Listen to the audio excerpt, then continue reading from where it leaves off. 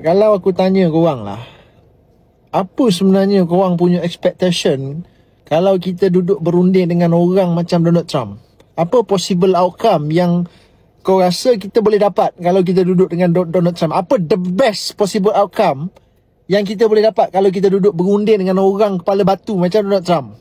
Kalau tanya aku lah, kita ada dua sahaja possible outcome kalau kita berunding dengan orang macam Donald Trump. Pertama, kita duduk berunding dengan dia menang, kita kalah. Itu yang pertama. Yang kedua, possible outcome-nya, kita duduk berunding dengan Donald Trump menang, kita pun menang. Itu je. Kita menang, dia jauh lagi menang. Itu sahaja possible outcome yang Donald Trump boleh bagi pada kita. They will not allow Donald Trump ini, dia tak akan biarkan bawah pemerintahan dia dapat satu deal dengan mana-mana negara yang tak sedap pada dia, sedap pada negara tu. No way. Donald Trump tak akan menangkan perkara itu. Sebab itulah Donald Trump, dia kepala batu. Jadi dalam rundingan terbaru kita dengan mereka, dengan Donald Trump ini, kita berjaya elak lari daripada possible outcome yang pertama, which is dia menang, kita kalah. Kita berjaya dapatkan option kedua.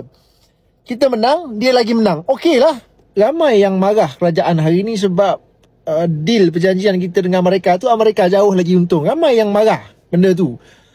Aku tanya korang lah, sebut satu saja negara kecil dalam dunia ini, all around the world, yang boleh duduk berunding dengan Donald Trump dan keluar daripada bilik rundingan itu, negara dia dapat close satu deal yang menguntungkan negara dia, Amerika boleh rugi. Bagi tahu aku, satu negara saja, negara kecil. Satu sahaja negara, kau tunjuk dekat aku. Trump ni, dia tak bodoh. Dia tahu, dia kepala kepada sebuah negara kuasa besar dunia, Amerika Syarikat. Dia tahu kekuatan ekonomi dia, kekuatan pengaruh dia. Macam-macam mana pun dia akan tekan mana-mana negara yang dia rasa dia boleh tekan. Dia boleh sekeh kepala, dia akan sekeh kepala. Sebab itu Donald Trump, ramai orang tak suka dia. Kita dah kena sekeh orang, kita dah kena tujai kepala dah, kita kena tolak kepala, kena sepak, semua kena dah. Tapi lepas kita kena bully dengan mereka, apa kita buat? Kita dah kena sekeh kepala dengan mereka ni. Apa kita buat? Kita ada dua pilihan. Pertama, kita duduk, kita bangun, kita lawan dia balik. Bangun berdiri depan muka dia, ajak dia bergaduh. Itu option pertama. Yang kedua, kita bangun, kita berunding dengan dia. Ajak dia berunding, duduk berunding. Kalau kita lawan, kita tahu dah, kita fight dengan mereka, mustahil kita boleh menang. Lagi sakit kita nanti.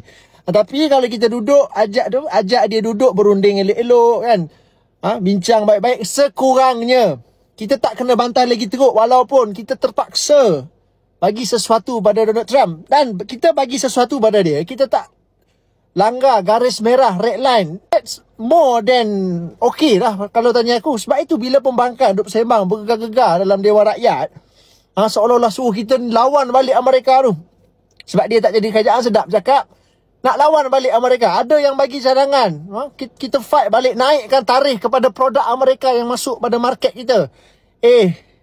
Kau ingat apa? Kau ingat Donald Trump tu dia bodoh sangat? Dia akan duduk diam dan tengok kalau kita tekan dia balik. Dia akan tekan kita balik lah. Dinaikkan tarikh tu melampau-lampau nanti 30%, 50%, silap-silap 100%. Trump naikkan pada kita. Takkan mampu kita nanti. Kita ni negara kecil. Kita tak ada apa-apa leverage terhadap Amerika Syarikat. Sebab itu ekspor kita sangat-sangat bergantung kepada pasaran Amerika. Siap ada yang boleh bagi cadangan tu supaya kita ni tak payah ada apa-apa rundingan, perjanjian apa-apa langsung dengan Amerika. No, nothing dia kata. Kalau boleh tu dia kata pergi ke tahap putus hubungan terus dengan Amerika Syarikat ni. Kan dia punya sembang itu. Bila kalau kita masuk ke tahap bergaduh dengan mereka, barang kita ni tak boleh masuk market Amerika. Kesan dia nanti tak payah tunggu. Kau tengok depan mata, satu persatu kilang akan tutup.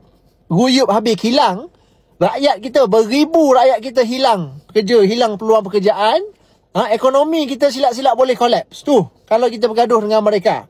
Jadi the fact Donald Trump willing to listen to us, willing to duduk bincang dengan kita pun dah satu rahmat besar dah.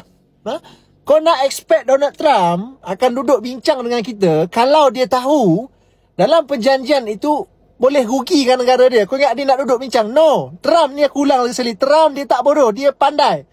Sebab itu jadi presiden. Kita jangan samakan negara kita dengan negara China. Jangan samakan Malaysia dengan China bawah Xi Jinping. Xi Jinping memanglah dia tak nak deal, dia tak nak sign deal dengan mereka sebab dia tahu dia kuat.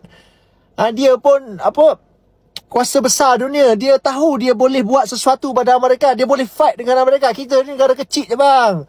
Dapat turun 25% jadi 19% pun satu besar rahmat lah. Dapat pengecualian tarif cukai 1,700 lebih barang. Itu pun satu benda yang pada aku besar sangat dah. Rahmat besar dah untuk negara kita. Sekurangnya kita masih lagi kekal dalam ambang kompetitif global. Beza 6% itu mungkin pada kau kecil, tapi besar rahmat dia. Boleh menyelamatkan beribu pekerjaan untuk rakyat Malaysia ni.